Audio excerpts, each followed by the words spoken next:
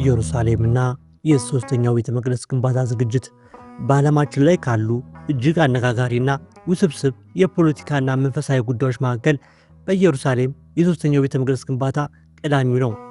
ብዙዎች እንደ ተራ ወሬ ቢመለከቱትም በእስራኤል ምድር ግን ጉዳዩ ከወሬ አልፎ ወደ ተግባራዊ ዝግጅት እያመራ ነው። በተለይ ዘ ቴምፕል ኢንስቲትዩሽን የተባለው ድርጅት ላለፉት ዓመታት ሲያደርግ የቆያቸው ዝግጅቶች አሁን ፍጻሜያቸው ላይ ደርሰዋል። እስኪ ዝርዝር ነጥቦቹን እንመልከታቸው።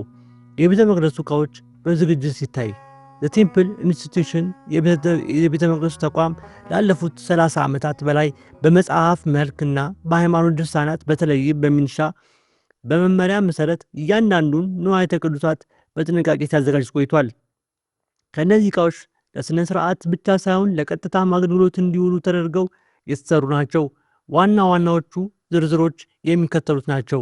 አንደኛ፣ የወርቅ መቅረዙ። ይህ መቅረዝ በቤተ መቅደስ ውስጥ ካሉት እጅግ አስፈላጊ ዕቃዎች አንዱ ነው። ዝግጅቱ ከ45 ኪሎ ግራም በላይ አንድ መክሊት ከሚመዝን ንጹሕ ወርቅ የተሰራ ነው። በአሁኑ ወቅት በኢየሩሳሌም አሮጌው ከተማ ወደ ምዕራቡ ግንብ በሚያወርደው ደረጃ ላይ በልዩ መስዋዕት ተከቦ ለሕዝብ እይታ ቀርቧል። ቤተ መቅደሱ ሲገነባ በቀጥታ ወደ ውስጥ ለመገንባት ዝግጁ ነው። ሁለተኛ፣ የወርቅ ዕጣን መሠዊያ። በቅድስት ውስጥ የሚቀመጠውና በየቀኑ ጠዋትና ማታን የሚታጠንበት የመሠዊያ ዕጣን ነው። ከግራር እንጨት ተሰርቶ በወርቅ የተለበጠ ሲሆን በመንፈስ ቅዱስ ከተሰጠው ልክ ከአንድ ክንድ በሁለት ክንድ ተዘጋጅቷል። ሶስተኛ፣ የገጸ ህብስት ጠረጴዛ። 12ቱ የገጸ ህብስቶች የሚቀመጡበት ጠረጴዛ ነው። ይህ ጠረጴዛም ልክ እንደ ዕጣን መሠዊያው በወርቅ የተለበጠ ሲሆን ለሳምንታው የህብስት መለወጥ ሥርዓት በሚመች መልኩ ተሰርቶ ተቀምጧል። አራተኛ፣ የናስ መታጠቢያ። ካህናቱ ወደ ቅድስት ከመግባታቸው ወይም መስዋዕት ከማቅረባቸው በፊት እጃቸውንና እግራቸውን የሚታጠቡበት ትልቅ የናስ ገንዳ ነው። ተቋሙ ይህንን ዕቃ በዘመናዊው የውሃ መስመር ቴክኖሎጂ ጭምር በማላመድ ተዘጋጅቶለታል። አምስተኛ፣ የካህናት አልባሳት። ለተራው ካህንና ለሊቀ ጳጳሱ ለሊቀ ካህኑ የሚሆኑ ልብሶች ተዘጋጅተዋል። ሰማያዊ ቀለም ለሊቀ ካህኑ ልብስ የሚያስፈልገውና ለዘመናት ጠፍቶ የነበረው ተክሊት የተሰኘው ሰማያዊ ቀለም ቺላዞን ከተባለ የባህር ፍጥረት እንደሚገኝ ተረጋግጦ ቀለሙ ተዘጋጅቷል። በደረት ኪስ 12ቱ የከበሩ ድንጋዮች ያረፉበትና የእስራኤል ነገዶችም ስም የተቀረጸበት የሊቀ ካህናቱ የደረት ኪስ ተጠናቋል። ስድስተኛ፣ የሌዋውያን የሙዚቃ መሳሪያዎች። በቤተ መቅደስ አምልኮ ወቅት ዝማሬ የሚያቀርቡ ሌዋውያን የሚጠቀሙባቸው በበግና በልዩ እንጨቶች የተሰሩ በገናዎች፣ መሰንቆዎች፣ ጥሩምባዎች በብዛት ተዘጋጅተው ይገኛሉ። የቀይዋ ጊደር ጉዳይ ለሶስተኛው ቤተ መቅደስ ግንባታ እጅግ ወሳኝ እና እንደ መቆለፊያ የሚታይ መንፈሳዊ መስፈርት ነው። ያለ ቀይ ጊደር አመድ የአይሁድ ካህናትና ንዋየ ቅዱሳት ለቤተ መቅደሱ ግንባታ አገልግሎት ብቁ ሊሆኑ አይችሉም።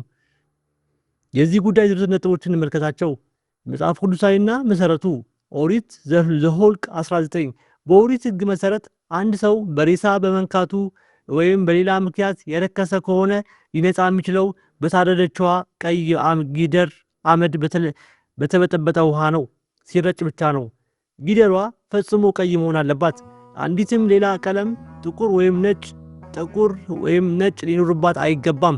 እንከን አልባነት፣ ምንም አይነት ጠባሳ ወይም እንከን የሌለባት እና ቀንበር ተጭኖባት የማያውቅ ለስራ ያልዋለች መሆን አለባት። ዘ ቴምፕል ኢንስቲትዩሽን እና የቴክሳሱ ጊደሮች። ለብዙ ዘመናት እንዲህ አይነት መስፈርቱን የሚያሟላ ጊደር ባለመገኘቱ ዝግጅቱ ተስተጓጉሎ ነበር። ይሁን እንጂ በቅርብ ዓመታት ውስጥ የሚከተሉት ክስተቶች ተከስተዋል። ከቴክሳስ ወደ እስራኤል እንደ አውሮፓውያን አቆጣጠር በ2022 ዓመተ ምህረት 5 ቀይ ጊደሮችን ከአሜሪካ ቴክሳስ ግዛት ተመርጠው በልዩ ጥበቃ ወደ እስራኤል መጥተዋል። የዕድሜ መስፈርት። ጊደሮቹ ለመስዋዕት ብቁ የሚሆኑት 3 ዓመት ሲሞላቸው ወደ 3ኛው ዓመታቸው ሲገቡ ነው። በአሁኑ ወቅት እነዚህ ጊደሮች በ12 በሚስጥራዊ ቦታ በጥንቃቄ የተጠበቁና እድገታቸው የተከታተለ ይገኛል። ሶስተኛ፣ የማንጻት ስነስርዓት ዝግጅት። ጊደሯ በዕድሜና በንጽህና ብቁ ሆና ከተገኘች በኋላ የሚከናወነው ስርዓት የሚከተለው ነው። መስዋዕቱ። ጊደሯ በደብረ ዘይት ተራራ ማውንት ኦፍ ኦሊቭስ ላይ ትታረዳለች። ከዚህ በኋላም ሙሉ በእሳት ትቃጠላለች። አመዱ ከምንጭ ጋር ከውሃ ጋር ተቀላቅሎ በማንጻት ውሃ ይሆናል። ይህ ውሃ ካህናቱን ለማንጻት ጥቅም ላይ ይውላል። ካህናቱ ከነጹ በኋላ ወደ ቤተ መቅደሱ ስርዓተ ቅዱሳት ከብተው አገልግሎት መጀመር የሚችሉት። ወቅታዊ ውጥረትና አንድምታው ይህ ጉዳይ ከሃይማኖታዊ ይዘቱ ባለፈ ከፍተኛ ፖለቲካዊ ውጥረትን ፈጥሯል። የፍጻሜ ምልክቶች የብዙዎች የቀዩዋ ጊደር መገኘት የቤተ መቅደሱ ግንባታ መጀመሩን የሚያበስር የዘመን ምልክት አድርገው ይወስዱታል። ይህ ስነ ስርዓት ከተከናወነ ቀጣዩ እርምጃ በኢየሩሳሌም በተካረረው ስፍራ ላይ ግንባታ መጀመር ስለሚሆን ይህ ደግሞ በመካከለኛው ምስራቅ ትልቅ ግጭት ሊቀሰቅስ ይችላል የሚል ስጋት አለ። የካህናት ስልጠናው በሶስተኛ ወይም ለሶስተኛው ቤተ መቅደስ ግንባታ ከሚደረጉ ዝግጅቶች መካከል እጅግ ረቂቁና ጥንቃቄ የሚጠይቀው ክፍል ነው። ምክንያቱም ህንፃው ቢገነባና እቃዎቹ ቢሟሉ እንኳ በስርዓቱ መሰረት የሚያገለግሉ ንጹሃን ካህናት ከሌሉ አገልግሎቱ ሊጀመር አይችልም። የስልጠናው ዝርዝር ነጥቦች የዘር ሐረግ ፍተሻ በኦሪት ህግ መሰረት በቤተ መቅደሱ የሚያገለግሉ ካህናት የአሮን ዘሮች መሆን አለባቸው። የዲኤንኤ ምርመራ ተቋሙ የዘመናዊ ሳይንስ ውጤት ከሆነው የዘረመል ምርመራ በመጠቀም የአሮን የዘር ሐረግ ያላቸውን ወንዶች በመለየት ስራውን ሲያከናውን ቆይቷል። የሆይን ማረጋገጫ ሆይን የሚል መጠሪያ ያላቸው በቤተሰብ ታሪካቸው የካህናት ዘር እንዳላቸው የሚታወቁ ወጣቶች ተመርጠው ለልዩ ስልጠና ይገባሉ። የካህናት አካዳሚ የቤተ መቅደሱ ተቋም ልዩ የስልጠና ማዕከል የካህናት አካዳሚ ተቋቁሟል። በዚህ ማዕከል ውስጥ የሚከተሉት ትምህርቶች ይሰጣሉ። የመስዋዕት አቀራረብና ስርዓት፣ የተለያዩ መስዋዕቶች እንዴት መቅረብና እንዴት እንደሚገባ በተግባር የተያዘ ስልጠና ይሰጣሉ። የንዋያተ ቅዱሳት አጠቃቀም ቀደም ሲል የተዘጋጁትን የወርቅ መቅረዝ፣ የዕጣን መሰዊያና ሌሎችም ዕቃዎችን እንዴት መያዝና መጠቀም እንደሚገባ ይለማመዳሉ። የቅዱስ ቋንቋ ጥናት በቤተ መቅደስ አገልግሎት ወቅት የሚጠቀሙበት ጸሎቶችና የሚነበቡ ጥቅሶች በጥንታዊ ዕብራይስጥ ያጠናሉ። ለየት ያለ አኗኗር ለስልጠናው የተመረጡ ወጣቶች ከሌላው ማህበረሰብ የተለየና ጥብቅ የሆነ የንጽህና ግን ይከተላሉ። ከሞት ርኩሰት መራቅ ካህናቱ በማንኛውም አጋጣሚ የሞተ ሰው አካል ወይም መቃብር እንዳይረክሱ ከፍተኛ ጥንቃቄ ይደረጋሉ። ምሳሌያዊ ልምምድ ለግንባታው ዝግጁ ለመሆን ሲባል አልፎ አልፎ በቤተ መቅደሱ አምሳያ በተሰራ ቦታ ላይ የልምምድ መስዋዕቶችን ሲያቀርቡ ይታያሉ። ካህናትና አልባሳት ዝግጅታቸው ካህናቱ የሚያገኟቸው አልባሳትም ሆነ ተራ ልብሶች አይደሉም። ከነጭ ተልባ የተሰሩ ልብሶቹ ሙሉ በሙሉ በእጅ የተሰሩና በመጽሐፍ ቅዱስ መመሪያ ውጪ ሌላ ድብልቅ ክር የሌለባቸው ናቸው። ሊቀ ካህናቱ የሆኑት 8 አይነት አልባሳት የወርቅ መደረቢያን ጨምሮ ተሰርተው በልዩ ሳጥን ውስጥ ተቀምጠዋል። አንድ ትኩረት የሚስብ ነጥብ በአሁኑ ወቅት ስልጠናውን የሚወስዱት ወጣቶች ከቀዩዋ ጊደር አመድ ውሃ ተዘጋጅቶ ካልተረጫቸው በቀር ወደ ቅድስት ቅዱሳን መግባት እንደማይችሉ ያውቃሉ። ስለዚህ ይህ ካህናት ስልጠና ከቀዩዋ ጊደር መገኘት ጋር ቀጥተኛ ትስስር አለው። እናንተስ በዚህ ጉዳይ ላይ ምን ትላላችሁ? ይህ ትንቢት ይፈጸማል ብላችሁ ታስባላችሁ? አስተያየታችሁን በአስተያየት መስጫ ሳጥን ላይ ስጡን። በሌላ ዜና ኢትዮጵያ በዋናው የአባይ ግድብ ገባር ላይ 3 አዳዲስ ግድቦች ለመገንባት ማቀዷን ተከትሎ ይህም የውጥረት ዜና ይበልጥ ያባብሳል በሚል በግብጽ በኩል ከፍተኛ ቁጣና ድንጋጤን ፈጥሯል።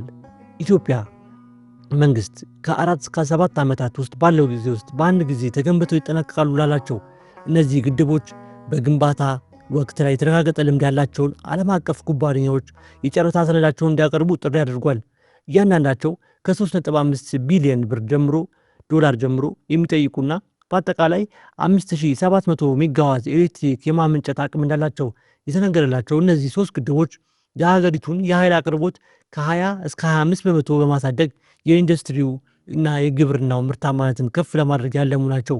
ሆኖ የግብጽ ውሃ ሀብት ስፔሻሊስቶች ይህ የኢትዮጵያ አዲስ እቅድ ወደ ታችኛው ተፋሰስ የሚፈሰውን የውሃ መጠን በእጅጉ ይቀንሰዋል፣ የካይሮን እና አዲስ አበባን ዲፕሎማሲያዊ ውጥረት ወደ አዲስና አደገኛ ምዕራፍ እንደሚያሸጋግረው አስጠንቅቀዋል።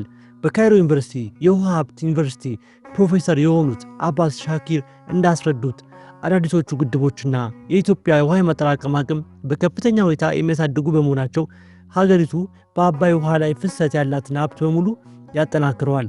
ይህ ደግሞ በደቡባዊ ግብጽ የሚገኘውን አስዋን ግድብ ኤሌክትሪክ የማመንጨት አቅሙን እንዲያጣ በማድረግ በግብጽ ላይ የከፋ ኢኮኖሚያዊ ኪሳራ ያስከትላል ብለዋል። 98 በመቶ የሚሆነው የንጹህ ውሃ ፍላጎቷ በአባይ ግድብ ጥገኛ የሆነችው ግብጽ የታላቁ የኢትዮጵያ ህዳሴ ግድብ ግንባታን ተከትሎ የደረሰባትን የውሃ መጠን መቀነስ ለመቋቋም በቆሻሻ ውሃ ማጣሪያ ከባህር ውስጥ ማጣፈጫ ፕሮጀክቶች ላይ በቢሊዮን የሚቆጠር ዶላር መዋዕለ ንዋይ እያፈሰሰች ትገኛለች። የግብፅ መንግስት መረጃ እንደሚያመለክተው እንደ አውሮፓውያን አቆጣጠር በ1959 በተደረገው ስምምነት መሰረት በየዓመቱ ታገኝ ከነበረው 55.5 ቢሊዮን ኪዩቢክ የውሃ ሜትር የውሃ ድርሻ ውስጥ የህዳሴው ግድብ 2020 እስከ 2022 በነበረው የውሃ ሙሌት ብቻ ወደ 38 ቢሊዮን ኪዩቢክ ሜትር የሚጠጋ ውሃ ብክነት እንደደረሰባት በመግለጽ የካሳ ክፍያ ጠይቃለች። ተመልካቾቻችን ለቻናላችን አዲስ ከሆናችሁ ሰብስክራይብ በማድረግ ቤተሰብ መሆን ይችላሉ። የላይክ ምልክቱ በመንካት ሌሎች ሰዎች እንዲዳረስ የእርሱ አስተዋጽኦ ከፍተኛ ነው። እስከ ሳምንት ቸር ይቆዩን።